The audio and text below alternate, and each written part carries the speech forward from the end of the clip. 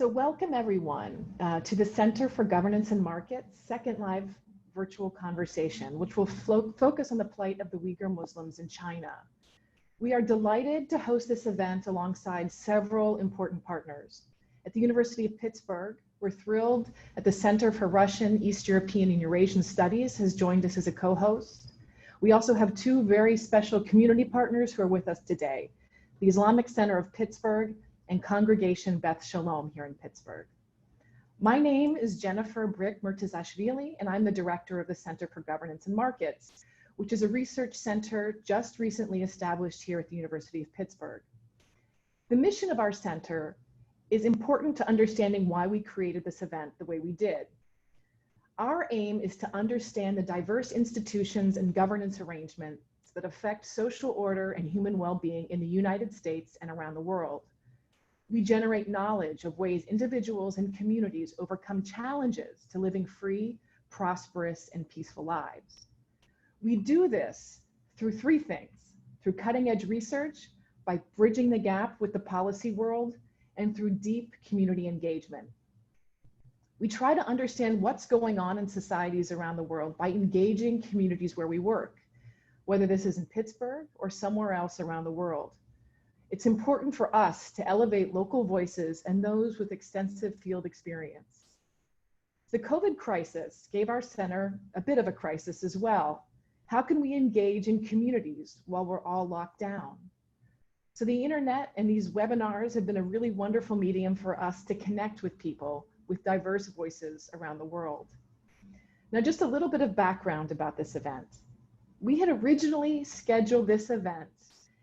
We had invited these distinguished guests to Pittsburgh earlier this year. In fact, this event was to be our first public event as a brand new research center. Due to the global pandemic, of course, we had to cancel it just a week before it was to be held. We were going to hold two separate events, one at the University of Pittsburgh for our university community, and a separate event in the community itself in the city of Pittsburgh to raise greater awareness to the desperate challenges faced by the Uyghurs living in China. We thought there was no better place to hold this event than in Squirrel Hill. As many of you know, Pittsburgh has seen its share of tragedy in recent years. The tragic murder of so many Jews who were praying at Tree of Life Synagogue in Squirrel Hill just 2 years ago affected so many of us here. For me, that event was incredibly personal. I grew up with Tree of Life, celebrated my bat mitzvah there, and knew several of those who perished on that day. So one very positive outcome of that dark day was it brought many of our faith communities closer together. Congregation Beth Shalom is one of the oldest and largest synagogues in Pittsburgh and agreed to host this event in their building alongside our friends at the Islamic Center of Pittsburgh. For many of us, the parallels between the Holocaust and the plight of the Uyghurs were increasingly unmistakable. We've seen the issue of the Uyghurs gain more attention in recent months. When we chose the title of this event 6 months ago, we decided to call what was happening in Xinjiang a cultural genocide.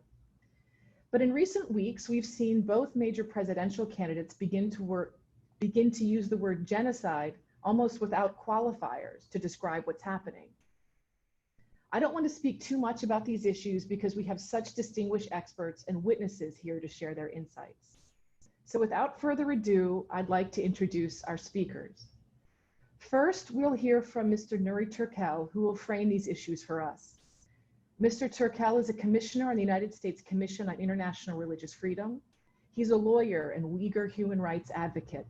He holds an MA in International Relations and a law degree, both from the American University in Washington, D.C. In addition to his professional career, he's devoted his time and energy to promoting Uyghur human rights and supporting American and universal democratic norms. He's the first US educated Uyghur lawyer. He's currently a Washington, D.C. based attorney and chairman of the board for the Uyghur Human Rights Project, which he co-founded in 2003. He also served as the president of the Uyghur American Association.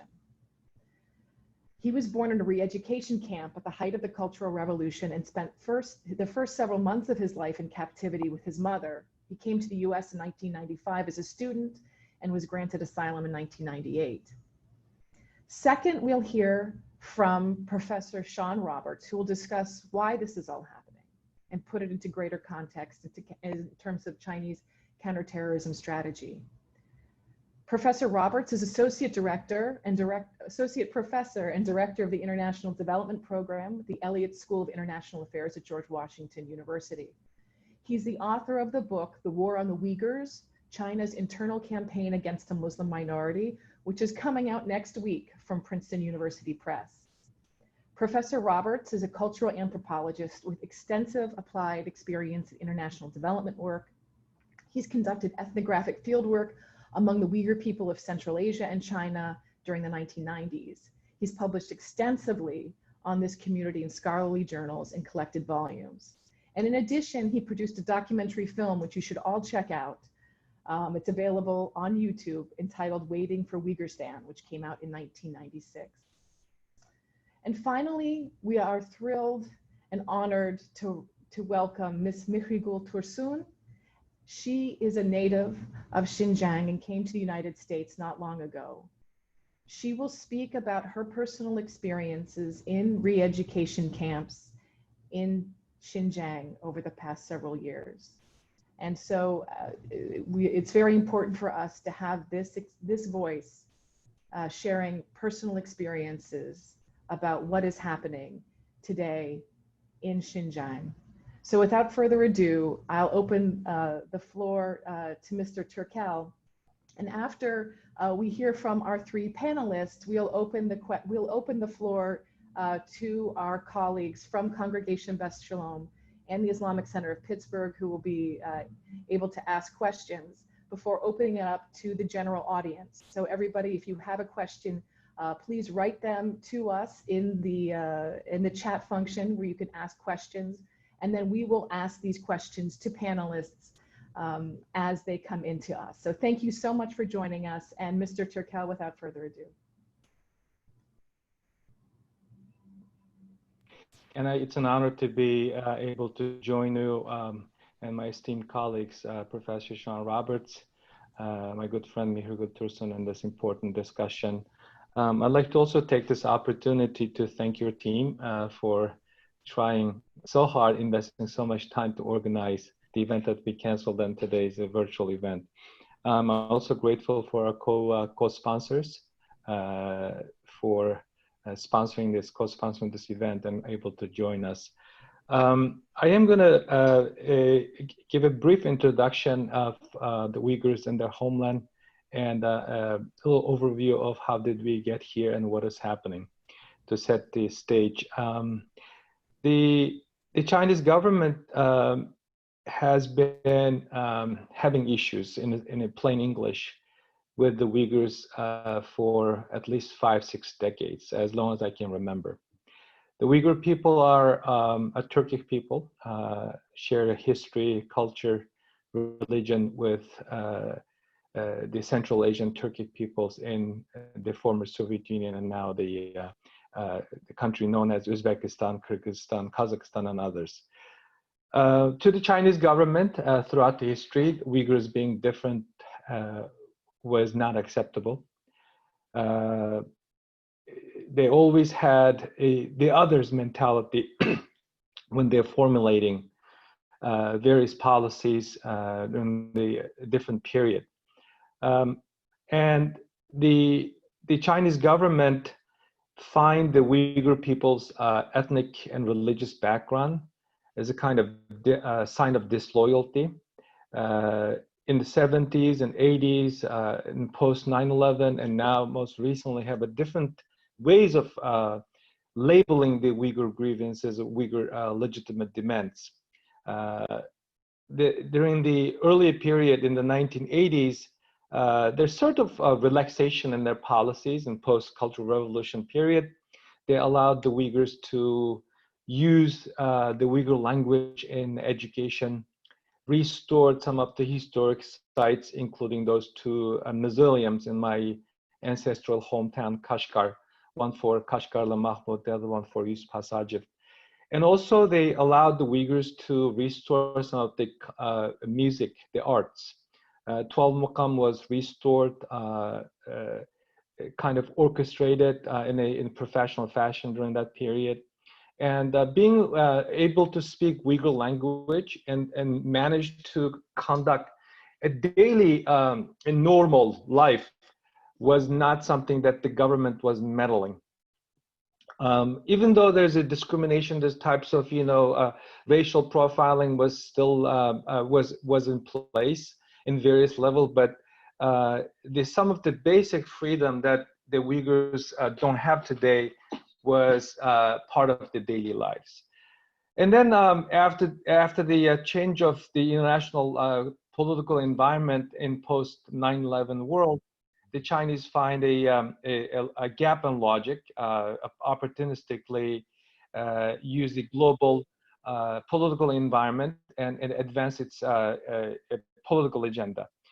Basically, Sean will explain this in more details, but the Chinese government started using the term terrorist to describe Uyghurs' political demand or aspirations, if you will. There was not a clear line between the violent acts and versus a peaceful demand. And then this takes us to another turning point in 2009, after the violent ethnic clash in the capital city of Urumqi. The Chinese government realized that the carrot and stick policy was not the right approach. They should focus more on the ideological reformation, and also the stick policy. They need to crush any type of political resistance or dissent, if you will. So, and then it takes us to another turning point, which is 2014, 2015. There were some violent incidents took place in the Uyghurs' homeland, East Turkestan, that China calls Xinjiang.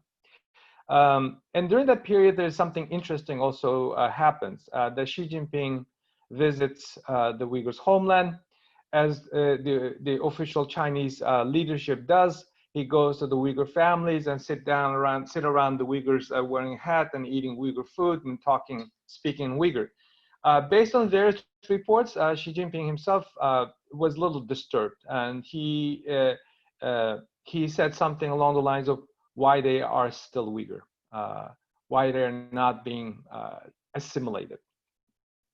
And then about a year or so later, Xi Jinping appoints this a Communist Party chief who was ruling Tibet successfully, quote unquote, and give him all the necessary tools and power, and put him in power in Xinjiang Uyghur Autonomous Region Communist Party.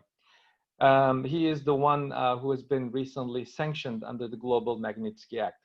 We're talking about Chen Quanguo specifically. After he arrived to the region, I think these dark days really started to shape. In April 2017, his government put in place a draconian measure, literally sanctioning some of the normal behaviors. Some of the Western media widely reported these behaviors, including, I think it's Foreign Policy magazine, calling it 48 behaviors that could land you in the internment camp. So that draconian measure paved the way for today's nightmare-like environment. Initially, with that legal tool, which is very similar to the one being imposed on the people of Hong Kong, they start rounding up social elites, world-known scholars, religious leaders, philanthropists, stage performers, people who have nothing to do with what the Chinese claiming to be fighting against. So they rounded up even someone who was tasked by the Chinese government to translate Quran. So that revered leader ended up dying in the camps. So fast forward in early 2018, the world started knowing about these camps, particularly with the UN Committee on the Elimination of Racial Discrimination meeting in Geneva.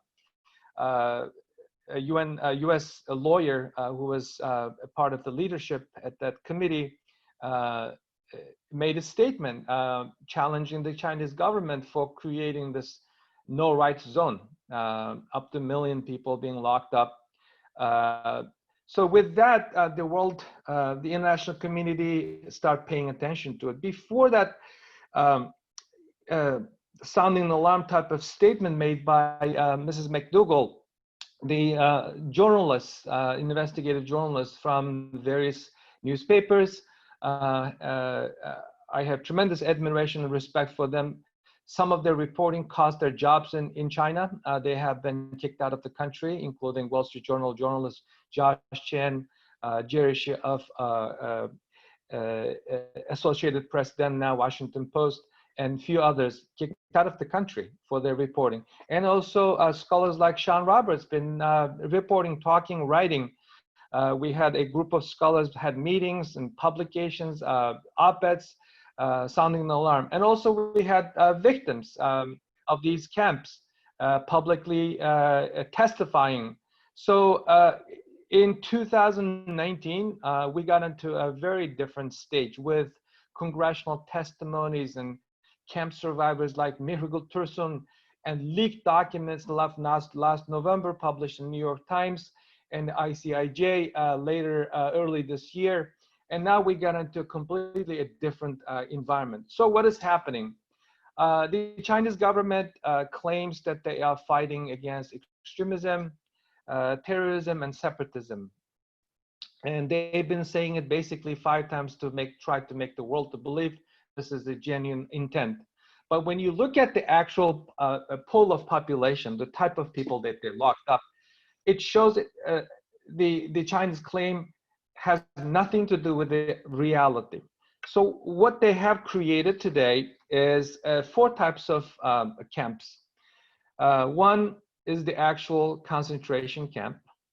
The other 2 is forced labor camps. And the third is prison camps, at BuzzFeed reported 3 days ago. And also we have state-run orphanage. There are about 500,000 Uyghur children have been taken away or separated from their parents and sent to the state-run orphanage. This American Life, I had one of those fathers who were looking for their kids, children, testified that he recognized his child on a Chinese state-run propaganda material. And also, and now when more recently, it came to our attention that the Chinese using the Uyghur detainees to advance its political economy by polluting the world's supply chain, including those used by our healthcare providers or the people who are trying to protect themselves from the virus, the PPEs, reportedly being produced by the Uyghur people, the Uyghur enslaves. So in conclusion, I like to point out that it is not a re-education camp. The Chinese government, it's in its own public statement, used a term such as "jizhong," which means concentration. And also these camps shares commonalities with the ones that we have seen in history: extrajudicial, based on race and ethnicity and religious background, no access to lawyers, no even families, not knowing when they will be released. If they're released, no compensation is offered or no apologies. We have a survivor sitting with us right here. Instead of apologizing, compensating to her, they tried to malign her with state-run, using state propaganda entities. And also, it is a genocide. It's not because I am saying a genocide, but there's 2 specific provisions in the Genocide Convention that addresses 2 issues that have come to our attention. But it has actually, it's been in practice, but it's been supported by the Chinese open source information. One is forced sterilization, the resulting systematic, deliberate prevention of population growth. We're talking about 80-some% decrease in the Uyghurs' population growth in 3 years. And also the purposeful, deliberate separation of Uyghur children from their family members. That also meets the definition of a genocide. And finally, sexual violence, forced marriage also meets some of the legal definition of genocide. It is a kind of a subtle way of changing the demographics, but we have seen recently the Chinese government even publicly advertising the need for 100 Uyghur women. When the Radio Free Asia contacted the local authorities, tried to verify that information, they said it's a state security. So something horrific is happening. The background, the narrative is very clear. The Chinese trying to spin it and sending diplomats all around the world, even threatening Norway not to do anything with the Hong Kong democracy activists. The second wave of diplomatic mission is about to arrive to Europe. The international community gradually coming around with the lead of the United States government. I'm very proud for the unprecedented historic responses that the United States government shown on policy and legislative ground. More should be and could be done. I'd be happy to get into more specific recommendation parts when we get to the Q&A session. But I'd like to conclude by saying, if never again means more than just a slogan, international community must do something to stop these atrocities, modern day genocide, and force the Chinese to shut down modern day concentration camps and stop those products coming to those shores made by modern day slaves. Thank you, Mr. Turkel, for that. I'm speechless at your presentation. So I think we all have a lot of questions and want to know so much more. So Professor Roberts, maybe you could take it from there. Thank you very much, Jennifer. So I'm going to use my time to give some more contextualization kind of from an external viewpoint in a bit of a broader contextualization. You know, one of the things when you see things like this happening, where a state is essentially trying to eliminate the identity of its own citizens, you try to figure out what are its motivations. And I think that's a very complex issue, but I think broadly speaking, you know, some of the things that Nury just mentioned about how this has progressed over the decades, I think really point to the fact that the Chinese government, first and foremost, is trying to completely integrate the Uyghur homeland into a modern Chinese state, very much in kind of a colonial, settler colonialism kind of mold. And it's interesting to see this happening in the 21st century. I mean, this is something that we've seen happen historically in other parts of the world, but this is happening right now. And why is that happening right now? I think it's because for decades, if not, you know, over a century, modern Chinese states have had kind of a tenuous relationship with the Uyghur homeland. And it was generally viewed as a frontier of Chinese power. And it's only in the 1980s, 90s that I think the Chinese government has the capacity to really try to incorporate this region in a more vigorous way. And as Nury mentioned, you know, in the 1980s, there was kind of a liberal period in the Chinese government and its approach to ethnic minorities. It sought to give a lot of freedom to Uyghurs and other indigenous peoples of the region. But by the 1990s, that started to change. And there was really an attempt by the Chinese government to, on the one hand, vigorously punish any signs of dissent against the state.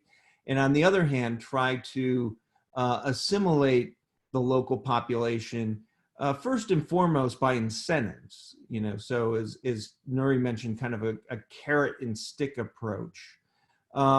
This had some success. I mean, you had some Uyghurs, particularly in the northern area of the Uyghur homeland, who voluntarily became more interested in Chinese language, engaged, in basically integrating with Chinese society.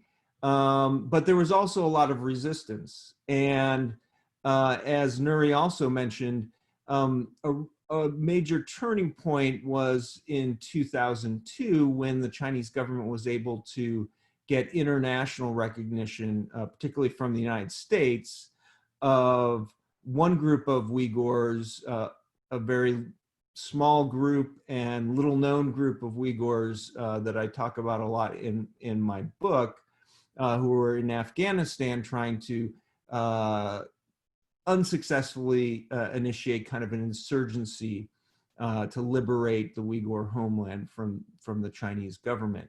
And they were able to get them branded essentially as terrorists and recognized internationally as terrorists.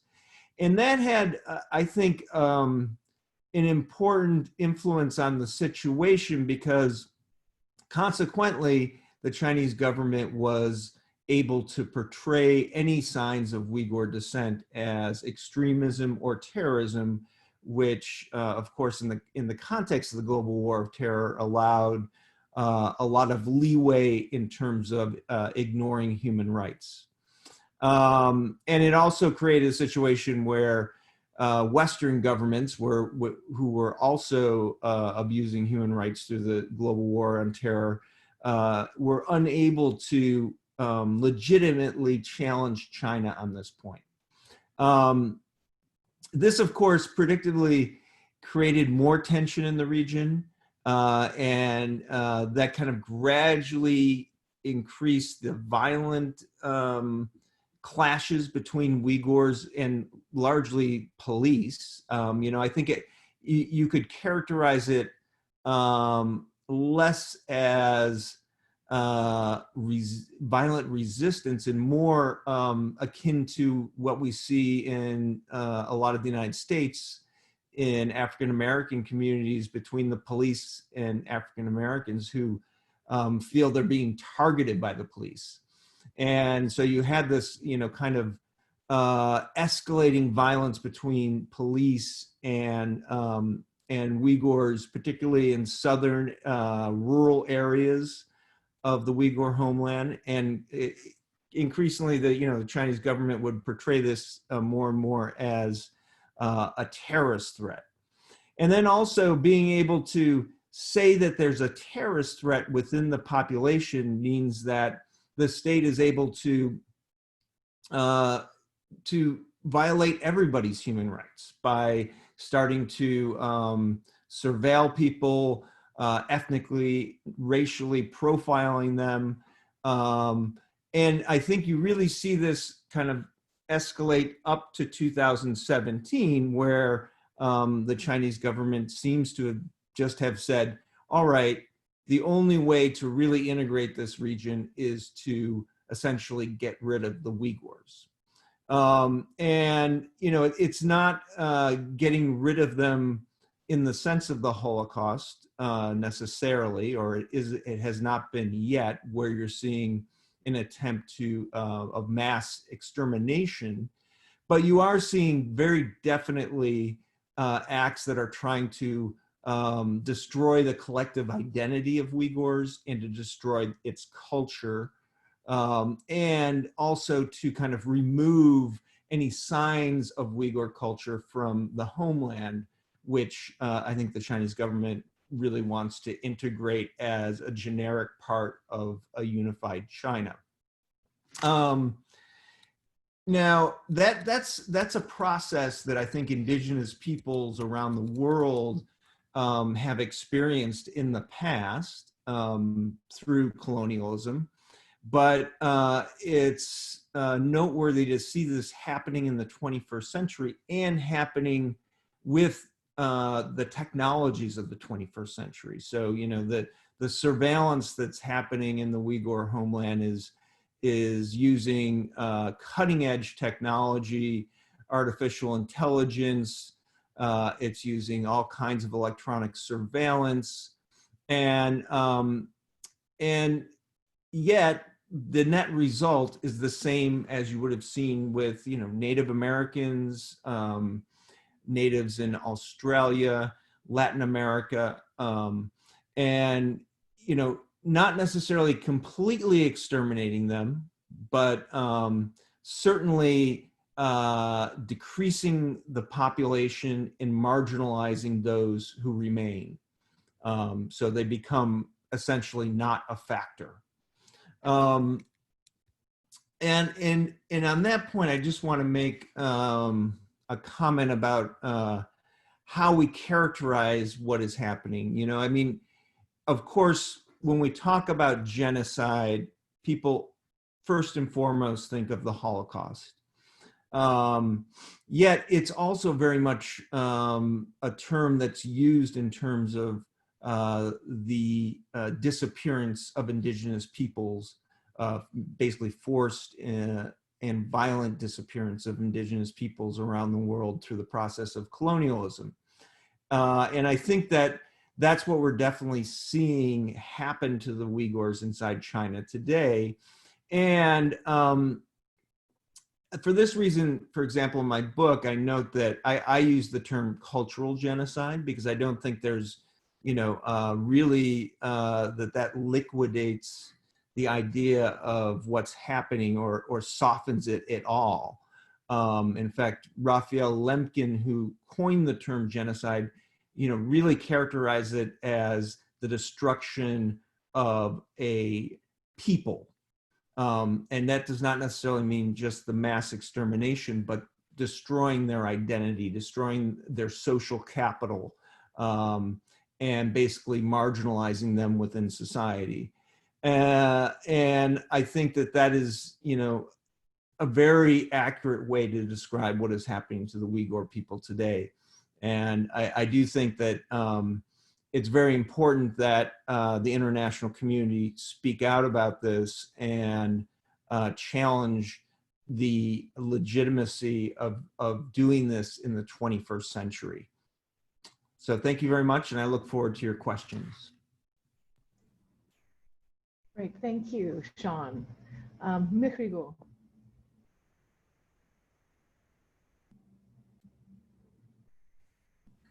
Hi. Thank you. First, I will thanks for Jennifer, and also, did you hear me? Yes. Yes. Okay. And first, thanks for my Allah, give me His life again, and thanks for United States government help me my kids and give me bring me to United States, and I had chance to talk with you guys about my situation in my country in East Turkestan. First, sorry, my English is a little poor, so some words I don't know how to explain. So I talk Uyghur language after when I cannot explain some words, and brother Nury Turkel, he will help me translate. First, my name is Mihrigul Tursun. I come from East Turkestan, and I came United States 2018, September 23. And I don't know from where I start. Actually, I born in my East Turkestan 1989, December 8 in my hometown, Charchan. I born, and when I am 12 years old, by the Chinese government, they sent me to China County study Chinese language is Chinese school. Like from 2001 to until 2010, I study in Guangzhou, China County, Guangzhou City inside. After I go to 2011 to until 2015, and I study in Egypt, British University Business Administration, bachelor. And when I get married in Egypt, I have a triplet.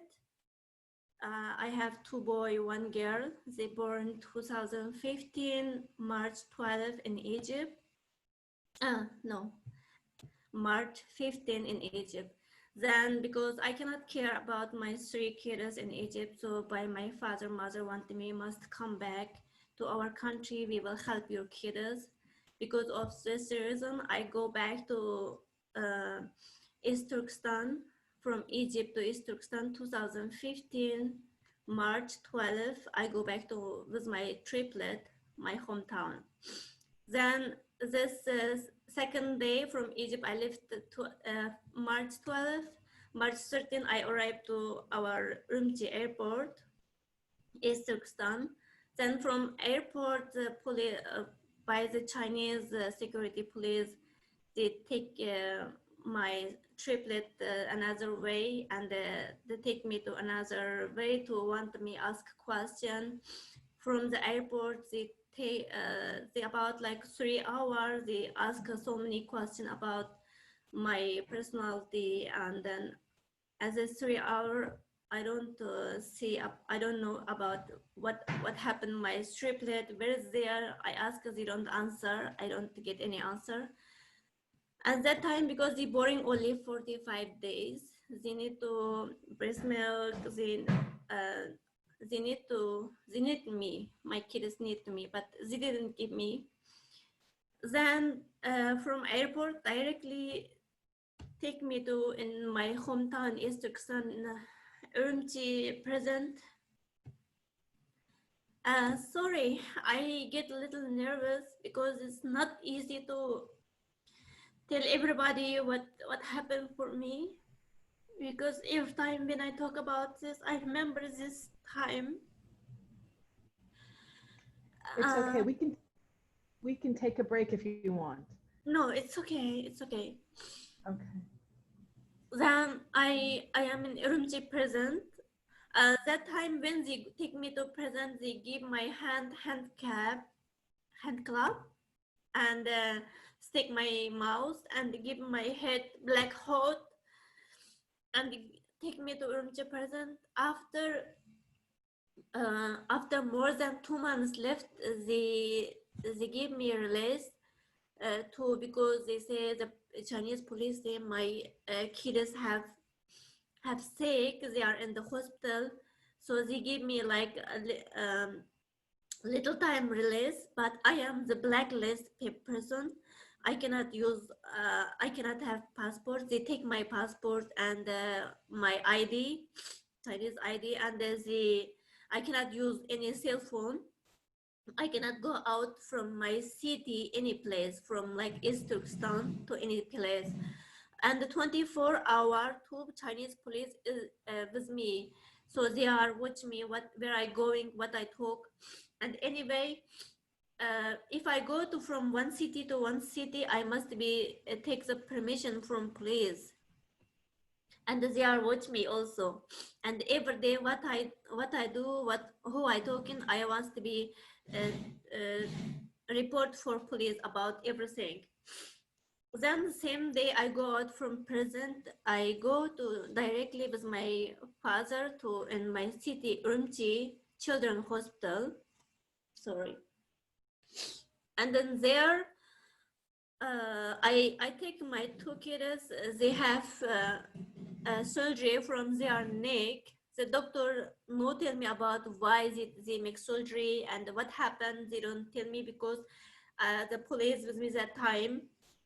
And as the doctors, they know I go out from prison, so I am blacklist. So no need to a doctor tell me what happened, what they are doing for my kids about anything, because I am like nothing. So I am not important. Know this. So they give me my daughter Elena and Moise. And they tell me second day coming, you take your another kid as Mohammed, because he has sick now and he take oxygen, you cannot see him. I just see him from outside room, the floor from glass. He stay in the far away in the bed, but I don't know he is alive or dead. And the second day I come again hospital, they give me my this big son, Mohammed, his dead body, and he already put in freezer. They say he passed away morning 6 o'clock. But at that time, I make sure that my kid he is not passed away the same day. Maybe he passed away before 3 days before I go out from prison. When I am present that time, maybe he passed away because this, and the Chinese police give me a release to watch my kids.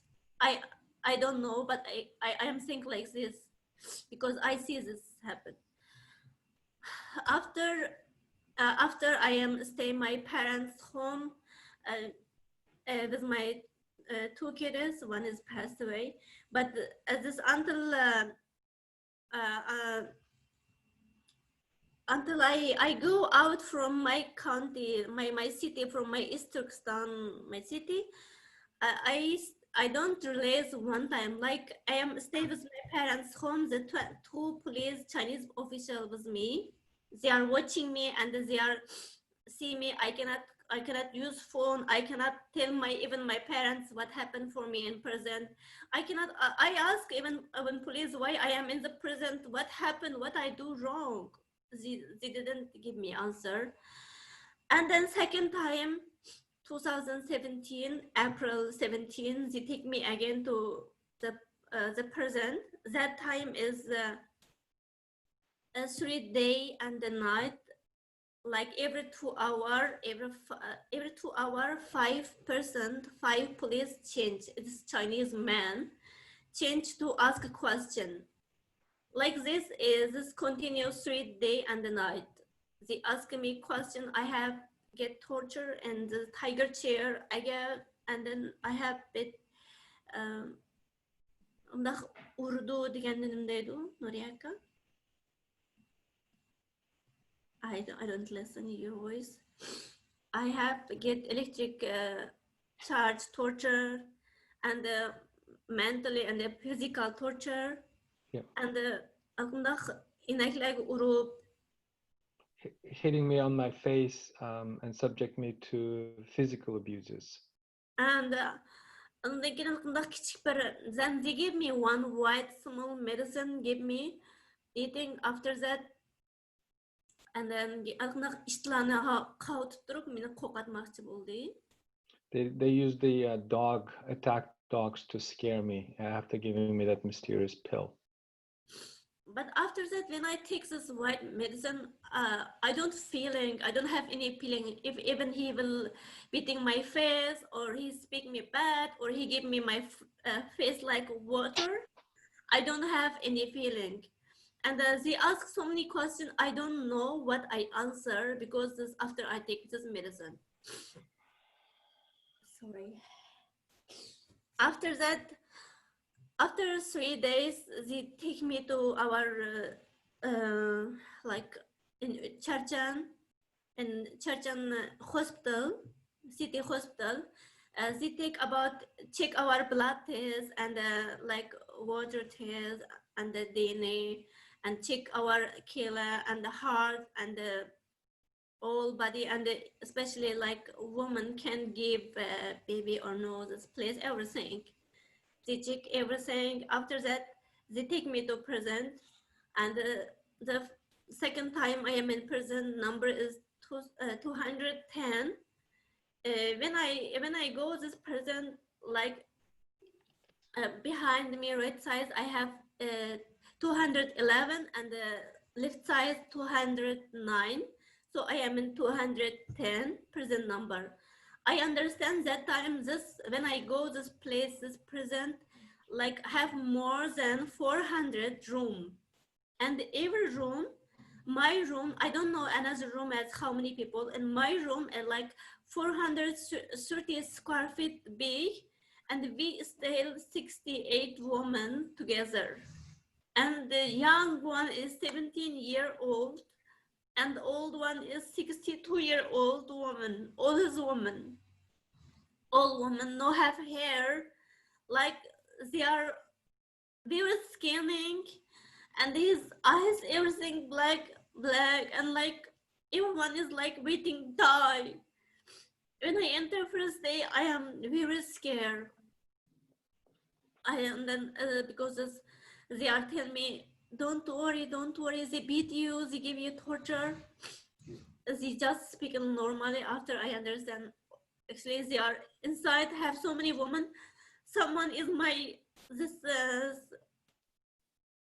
like small school teacher. Someone is my hospital doctor. Someone is my neighbor. They are working in bank, and someone is working in high school teacher. Somebody I see, and she go to England, take university. Some girl I know. This all people, and then I understand here is not like bad people. All is normal people, but high level people. So I stay here second time, and this is more than 3 months. But the 3 months inside, every 3-4 days, and our cell change people. Like every day, 3 or 4 girl go outside, no come back, and the new people coming, and we don't know this go out people, they die or what happened. And but with me same stay present 3 months, I witnessed on my eyes 9 women die, and the small one is young one is 23-year-old, old one is 54-year-old, and then they are stay here long. Woman stay here like one woman says she stay in the prison like 19 months, and she didn't go outside any one time outside. She didn't see like sun, or she didn't take over woman over inside no more than a year, no take shower and drink water. Even only when every week 2 times they give our drink medicine, white medicine, but we don't know what this medicine. That time we only can drink water, because this we hope to eat medicine. So if we eat medicine, we can have drink water, and we don't know what this medicine. Oh, sorry. So and then we cannot go outside. Every day we have inside have like Ring, bell, doorbell. Yeah, every day have bell ring. We stay our place like sleeping, because if we are so many people, we don't have to stay sleep place. Every people he has hand club, and then the feet have like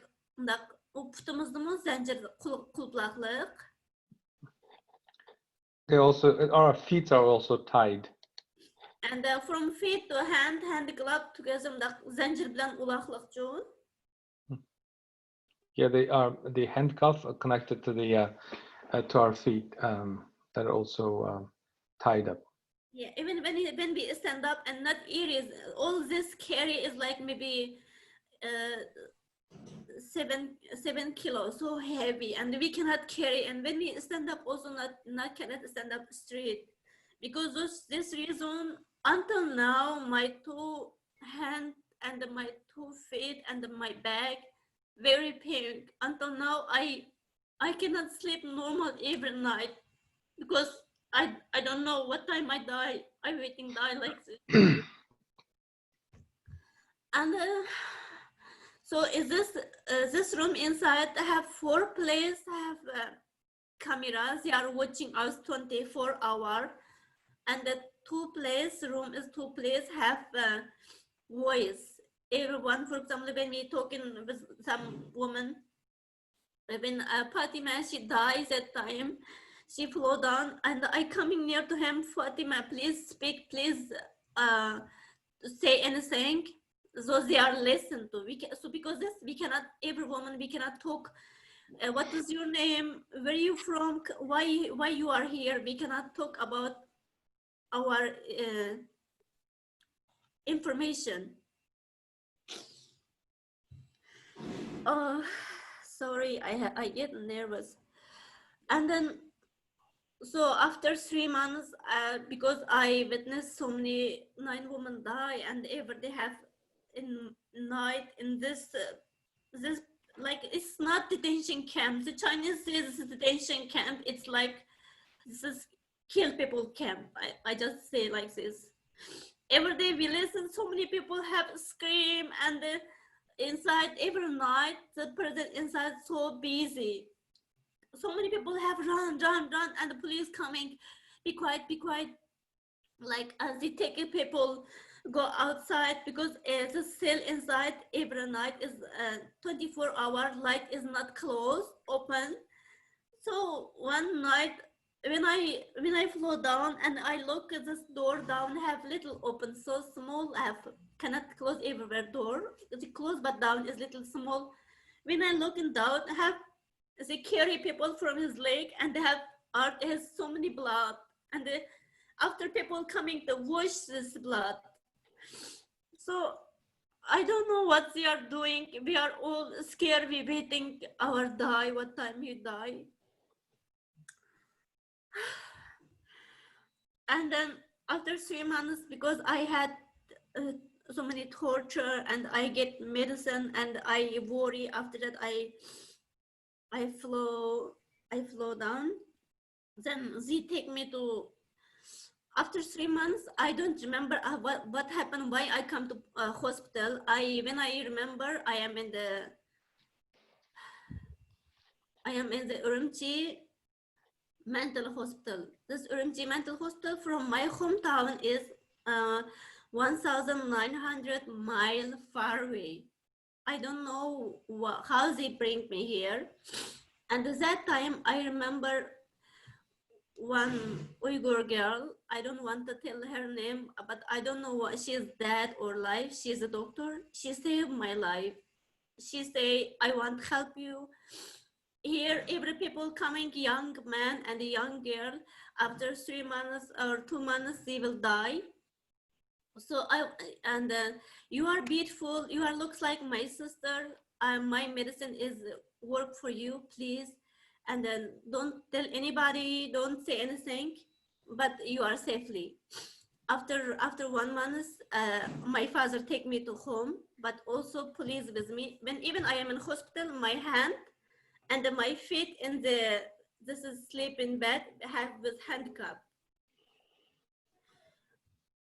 So after I go from hospital, my father take me to home, and then in home also have 2 policemen with us. They are sleep with us, eat with us. When we go outside, even that time also I cannot tell my father, mother like normally what happened in prison. Just my father say, I remember your hair is very beautiful, but it's okay, they will coming after that because they take my hair. I don't have hair. And I cannot tell anybody. Sometimes I go to my bathroom and I put my head like washing machine inside. I scream, I cry. Because I cannot cry and the police with me. I cannot tell my father, mother, what happened in prison for me, what I see in prison, how they give me torture. I cannot tell, because before I come my home, we have document. Chinese police want us sign.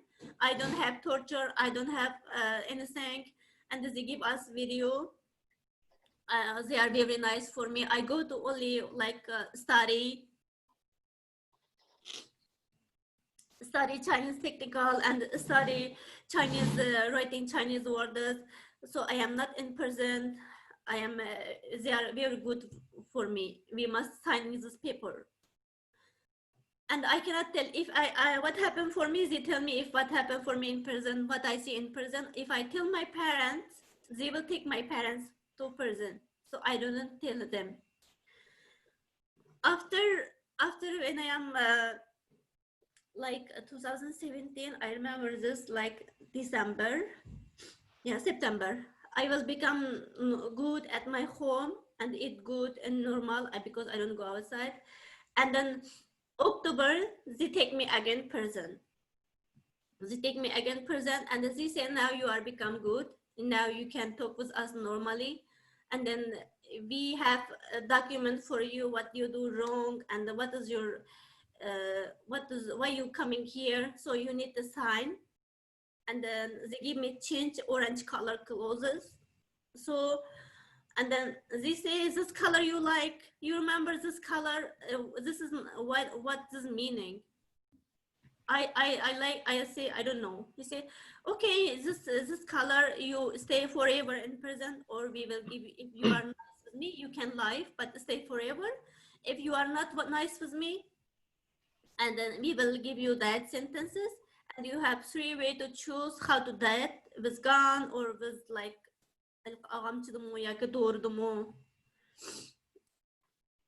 The rope or the medicine, yeah. So, and if you want to die with gun and the one shooting, you pay 600 RMB. So we shooting 3 times for you, you pay this money. Like, this is like so crazy. And then I say, okay, what you like, kill me. Okay, you can kill me. I don't sign this paper. Then they say, like, you are Uyghur and you have a religion. Because when they are giving me torture, I had so pain, and I asked them kill me, and they don't want to kill me. They say we don't want to kill you so easily. Then I tell about like, ya Allah, like, oh my God, like meaning. So and they say, okay, you tell us, ya Allah, tell your Allah coming to us. If he is strong, then help you. Is the Chinese Communist Party is strong than from anything, and the Xi Jinping is like our God. So we give you this life. If we want to let you live, you can live. If we want to let you die, you will die. So tell your God coming to here, like so many have speak like this. After that, okay, I signed this paper, they will give me died. And after they give me one paper about my 2 kids, they say sign this kids because your kids no writing their father name, only have name. So we want to give this kids father name writing bad. And then I told them about my kids is not 2, sorry. My kids is triplet, 2 boy, 1 girl, and then your government killed my kids, and they are actually not Chinese citizens. They born in Egypt. They have Egyptian citizen. When they come to China, we get the Chinese visa. And now you give them they give me show my kids born in Chinese in Urumqi, children's hospital. And then not same year, not same age, everything is name, everything is changed. I say this is not my kids. My kids is Egyptian citizen like this, and I don't want to sign. So after that, they tell me, okay, if they are Egyptian citizen, we want to send your kids Egypt. And then I am so happy. I say, okay, send my kids to Egypt. After that, and you can do anything what you want for me. You can kill me anything, but my kids cannot stay in China because they are not Chinese. So after that, they contact with Chinese Egypt embassy in Beijing. So tell about my kids. After Egypt embassy, because in Egyptian passport he is writing kid's name, and the father name and the mother name, and they have done writing address. So when Egypt government sees this passport and then contact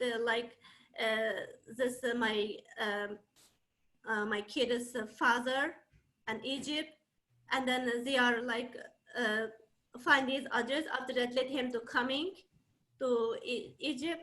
After from Egypt and the Beijing, and they are from Beijing to come to my prison. When Egypt embassy and my kid's father coming prison that time, and they take me to one hotel from prison directly, change my clothes and they give me makeup, and then they say, you are tell him you are only like come from school, you don't tell them to you are present. When I come and then this present, I see with Egypt government people, and I because I can speak very well Arabic, so I tell them I come from prison. If you take my kids, they will kill me, and please help me. And they say also, because the kids that time is only 2.5 years, we cannot take these kids without mother. so we can take this mother together to Egypt after, and then we can send his mother to come back to China. Because this all reason, and we stay in the police station like more than 8 hours. After that, I signed so many agreements, and they make me video. And then I come to Egypt, but I'm in Egypt. I am not safely. They must make. And when I go Egypt before China, go to Egypt, the airport that time, one police tell me from my home to 26 people, from my father, mother, sister, brother, and from my father, sister, brother, all 26 people in prison. So they tell me, Mihrigul, you must come back to China, and you finish your agreement in Egypt, come back China. After you come back China, you can see your parents, everyone, and we can give you free people, and you can work in government, any place, good place. We don't give you that. But don't tell anybody anything, what you see in China, what happened for you. If you say anything, if you know any of this news, and we can give your video, and people see your video, nobody believe you. And even if you are any country in China and outside China we have 78 countries have agreement. Any Chinese go to there, we can take you anytime. So you go any place in the world, we can bring you, we can take you, come back to China again. So don't forget this. So I come to Egypt, and then before from prison, I ask police, okay, I will come back China, and I don't tell anybody what happened for me. But can I know what is my wrong? I just need to know. They say, because you are Uyghur. If you are not Uyghur, you don't have the situation. I let him, okay, when I come back China, after that, I will become Chinese. I am not Uyghur. Then I go out from prison. And then until now, like 3 years, more than 3 years, last time I see my parents, like 2017, October. And I left from China prison 2018, April 28. So until now, more than near to 4 years, I don't see my parents. I don't have any information. I don't have any contact with them. Just 2019, April 20, like this, the Chinese government give video, CCP let show my mother and my brother. In the video say, Mihrigul, my daughter she's liar, she's never in prison, she's in Egypt, she is 3 kids all his life. Like this video, I see them from the video, but until now I lost them everything. And now I am staying in the United States with my 2 kids. All this is my situation. Thank you so much. Mihrigul, thank you so much for sharing this story. And I know this was very, very hard for you, and we're really so grateful that you were able to share this with us today. Nury, would you like to say something to help us understand this? Yeah, Mihrigul, I am so sorry that you've gone through this. This is, you are the face of what is happening to the Uyghur people. This shows that, you know, there's no controversy. Those people who are in power, those people who can make a difference, should listen to Mihrigul's story. There's no controversy. This is pretty clear case of crime against humanity. She described her life aspirations, just like anyone joining us in this meeting. We're living in a free societies. When people mention the number of people being detained, just put that in perspective. They're just like normal people, like Mihrigul, who has names, aspirations, family, love and affection, a desire to lead a normal, respectful, dignified life, and the Chinese government basically destroyed. Just to give one quick example to substantiate that story, in summer 2017, in just 10 days, based on the ICIJ report, that the Chinese government used the artificial intelligence, the technology to round up about 20,000 people in just 10 days. So those 20,000 people include individuals like Mihrigul. Going to live in Egypt, being a student in Turkey, visiting in the United States, visiting one of those 26 countries that the Chinese government has problem with, including those in Central Asia, should not make you a subject to punishment, collective punishment. And Mihrigul's story tells us something else as well. Where are those people? Where are they gone? Where are they? We only have 5-6 camp survivors managed to out. What happened to the rest of the people? So the Chinese shamelessly call the people who managed to transfer from the concentration camps to the forced labor camps as graduates. That terminology, the way that they justifying these crimes, should shock the conscience. If this does not move you, I don't know what will move you to take an action. Thanks. And I'm just curious. I don't want anyone to speak on behalf of Mihrigul, but I'm assuming that it was because of her connection with Egypt, right? That was what made her suspicious with her government as a sort of religious extremism, or did that play a role in this? I think that was probably part of the case. I think one of the things that Nury was referring to is that there are multiple reasons, and I would say they're not really reasons that people are right in detention. They're excuses, right? So some of the evidence early on was showing that Radio Free Asia, for example, called some local police stations to ask about who was being detained and why. And they got information from police stations saying, well, we have to detain X percentage of the population as extremists. And so, you had these quotas in different regions of the Uyghur area where people would basically just have to justify if it's 10%, if it's 20%, let's find a bunch of extremists, and well, this person went to Egypt, that could be one reason. This person went to Kazakhstan, this person we saw at the mosque 3 years ago, any kind of reason, but it was really targeting, it's been targeting the entire population by trying to make sure to detain a significant portion of it and scare the rest. Right. Quotas. So Rabbi Jeremy Marquise, I was wondering if you had a question from Congregation Beth Shalom. Yeah, so first of all, I serve as one of the rabbis at Congregation Beth Shalom, and we're honored to be co-sponsors of the program and to have been a part of it since March.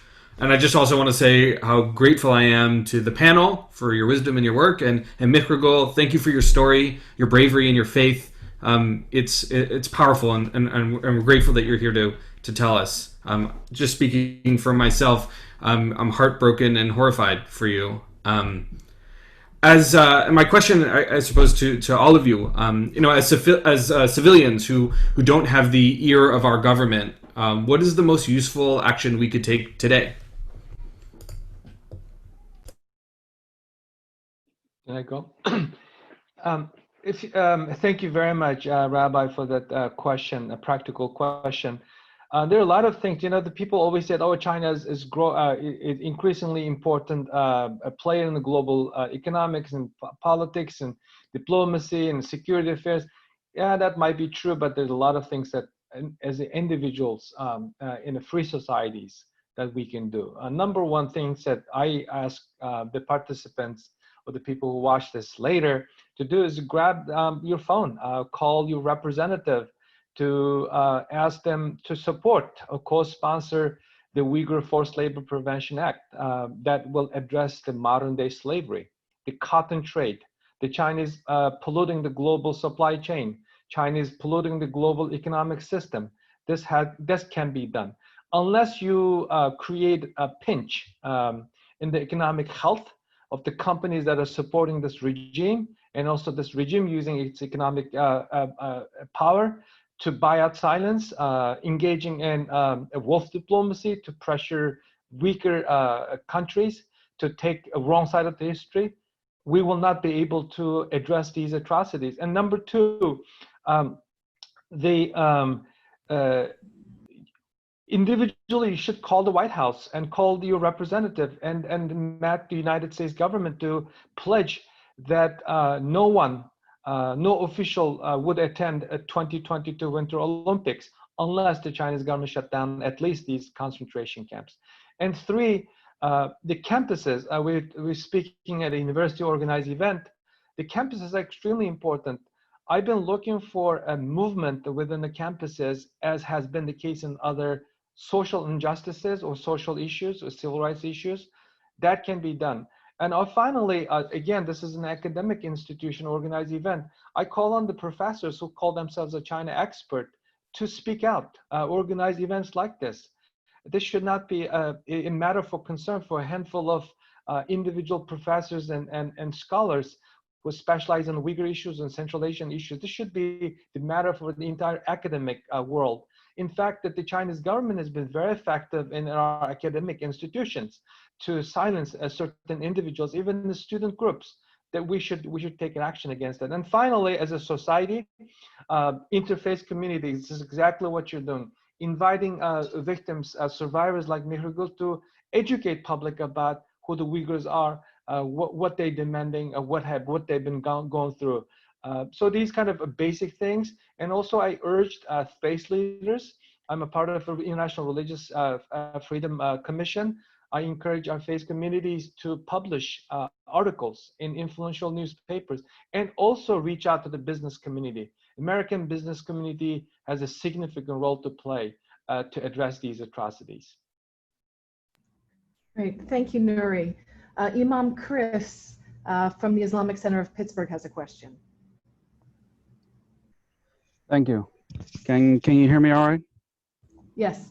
Okay, so first of all, on behalf of the Islamic Center of Pittsburgh, I really want to thank the organizers and panelists for putting on this event, for shining the light on a modern day genocide, and not forgetting to work for justice for anyone, anywhere. Also, I want to express my sincerest condolences to Sister Mihrigul for all that she has gone through, and all the Uyghur community and those oppressed by China and all the victims of oppression worldwide. My question, I guess, is after taking a bit of a macro step from what Nury Turkel was saying, how can we envision and actually seeing concrete steps being taken? And because I'm thinking, for example, 1,000 years ago, the Abbasid Caliph of the Muslim world of Baghdad, he had declared war against the Byzantine Empire because a Muslim woman was accosted in one of their supermarkets. And nowadays, this sort of thing doesn't happen, for better or worse. And in November, but however, on one thing that did happen recently that gives a little bit of hope to people, to the different issues or instances of genocide that we see in the world today. In November 2019, Gambian Justice Minister Abu Bakar Tembadou, he filed an indictment in the International Court of Justice, which brought Aung San Suu Kyi of the Myanmar regime to The Hague for their treatment of the Rohingya, which looks to be leading to some decisions against their regime for unjust treatment of the Rohingya. Although it's not the perfect solution, it seems to be the least that the international community can do. So what do we hope to expect from our representatives? What are the concrete steps? I guess it's just a continuation and a further stressing from Rabbi Jeremy's question. What is being done to take China to account? What can be done to stop them, or even to stop other countries from saying that if China can do it without any accountability, what's stopping us from persecuting different racial minorities, different religious minorities that are within our borders? Thank you. Maybe I'll start with some words on that. I mean, I think it is a very important, because I given the timing of when this began in the Uyghur region, I think to a certain extent, China was looking at Myanmar and saying, nobody's really stopping this country, and we're much more powerful than Myanmar. We could, just basically get rid of the Uyghurs.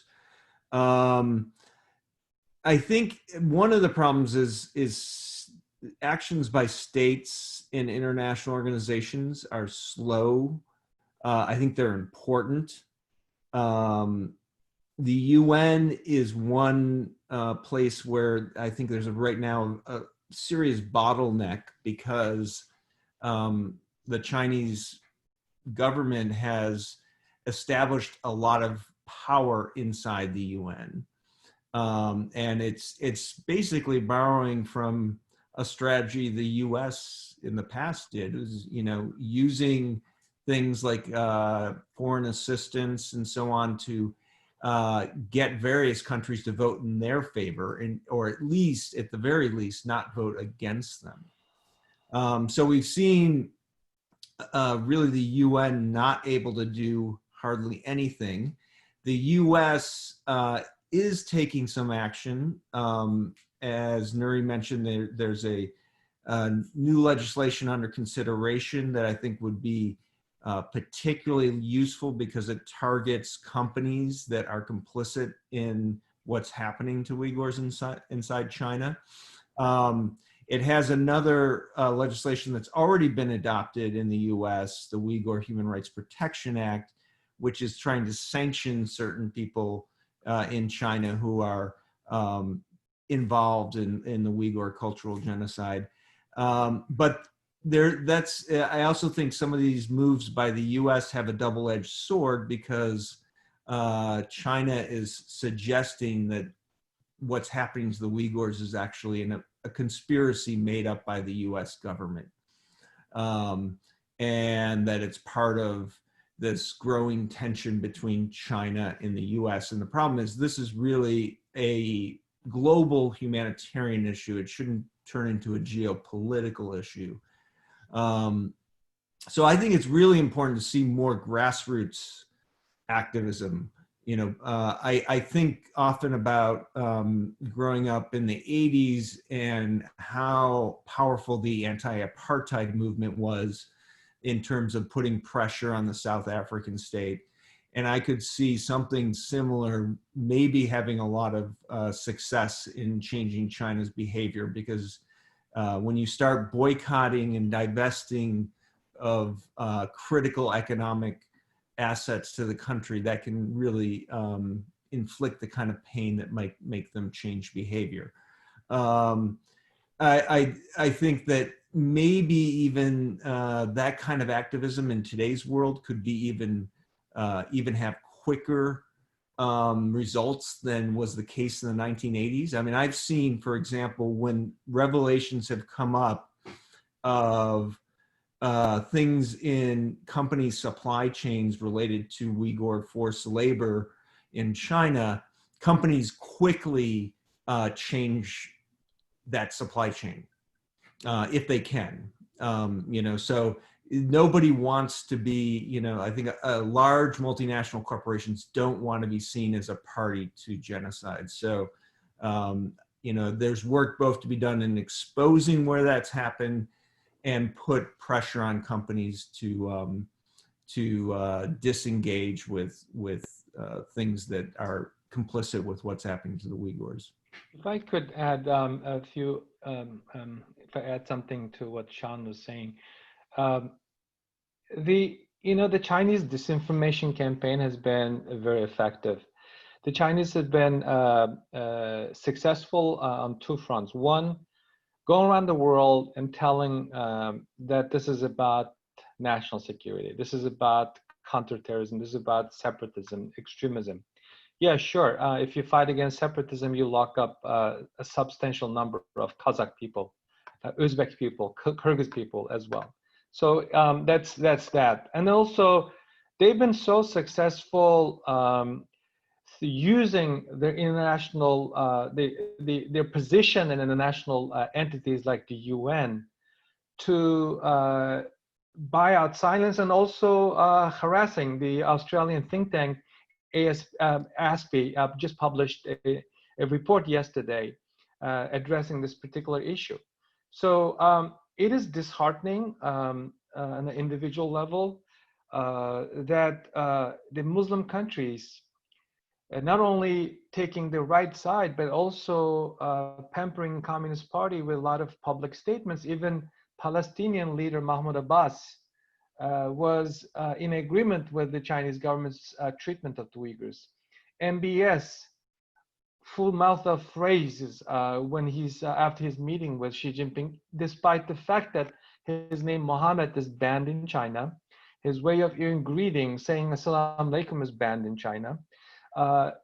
Some of the basic norms of Islamic faith, adhering to a halal diet, encouraging children to stay within the Uyghur Muslim family, and also not drinking, not smoking, all the basic social behaviors, norms advocated, promoted by Islamic faith, Islamic practice has been criminalized.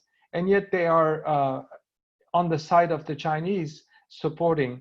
One important entity, actually two things. One is this effort has to be multilateral. The United States alone cannot address this. United States have taken a very bold, unprecedented steps, including to add 48 Chinese entities to the entity list, including the entire police department in the Uyghur region, and also imposing sanctions on two decisions, one in the Xinjiang Production and Construction Corp, which is a paramilitary, believed to have 800,000 shell companies around the world, and also 4 individuals who have been sanctioned. The EU, the UK, and others could do the same thing. Especially the European countries that have experienced fascism in Nazi Germany should take the lead. We've been looking for leadership in Europe. There's some, warming up in mild steps, but that's not enough. We need a bigger boat. And finally, an important entity could help address this issue is the Organization of Islamic Conference.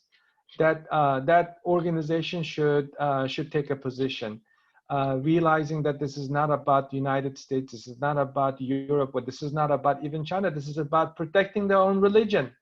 The Chinese called Islam, Uyghur Islam, as a mental illness, thought viruses. And if it does not help you to understand where the Chinese stay, then you have a problem defending your own religion.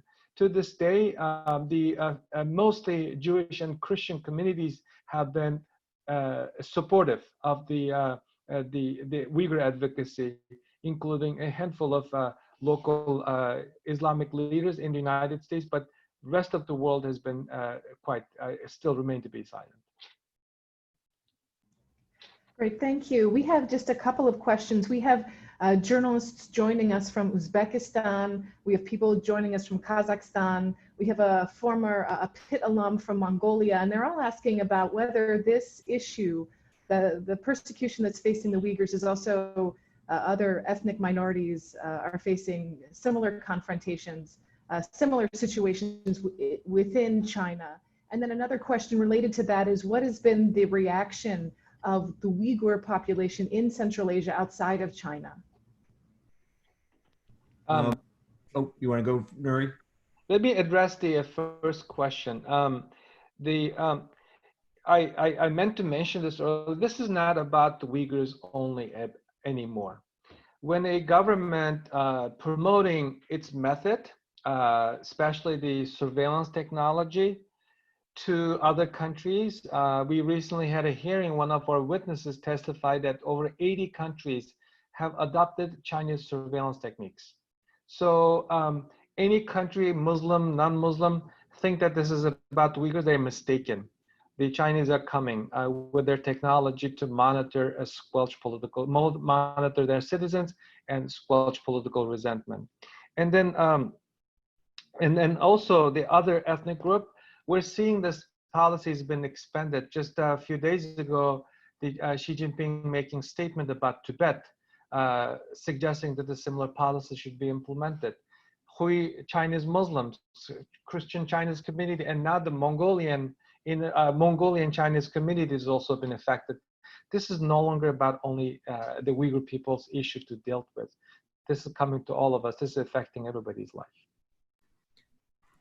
And I would add to that you know, that I think the narrative about an alleged Uyghur terrorist threat, which I look at extensively in my book and point out never really existed, has allowed the Chinese state to do this to the Uyghurs first. But they've learned, the state has learned a lot in how they may deal with other populations they find to be problematic.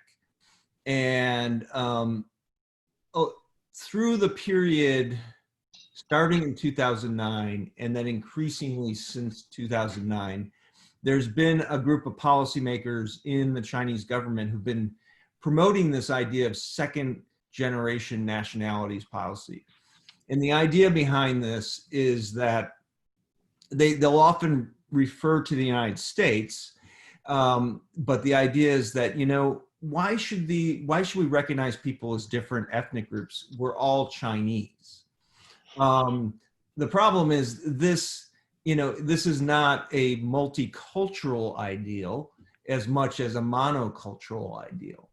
The idea is that increasingly they had various affirmative action programs. They're getting rid of those. And we're starting to see gradually actions taken against other minorities, as Nury mentioned. And so I would say in the last 3 years, it hasn't expanded to the extent that you see in the Uyghur region, but Hui mosques and Hui religious observation is being curtailed significantly. Mosques are being destroyed. We're seeing this idea of trying to enforce linguistic assimilation starting in Mongolia now. We're seeing obviously people looking at in the Chinese state looking at Tibet as the other area that they see as particularly a foil to the idea of a unified China. So I do think that it is partially that, but I think that there's, you know, when you think about a state never does anything for one reason only, but there's a constellation of things, almost like a perfect storm that has come together to allow this to happen. The Central Asian Uyghurs, the second part of the question, they're very concerned. Actually, the Central Asian, the Uyghur community, not in the position to protest or demand the government to take action because, you know, over the years, particularly since the establishment of the Shanghai Cooperation Organization, Central Asian Turkic states have become a kind of a playground for the Chinese in dealing with the Uyghur resentment or political activities for both from China and also the local residents. So they cannot even organize any public events. But the Kazakh community in Kazakhstan have been very vocal. Their organization, their community leaders, a former camp worker now in Sweden, former detainee, Ömer Bekili, a few others have been testifying and speaking to the media that have been tremendously helpful. Actually, this has happened before even we had Mihrigul telling us the stories, the experiences in those camps. So it's a very difficult circumstances, but the Uyghur community generally very grateful for the support, for the public statements and testimonies provided by Kazakh witnesses and survivors of the camps. And I just to add, I think, you know, that is the case that in Kazakhstan in particular, Kazakhstani citizens who are ethnic Kazakhs from China have been very active, but it is somewhat disappointing to see that other states have not engaged this issue that much. I mean, the states are not going to, but also the people. I've been wondering, you know, in terms of Uzbekistan, I haven't been there since I was there, I think in 2016, right before this situation really got out of control.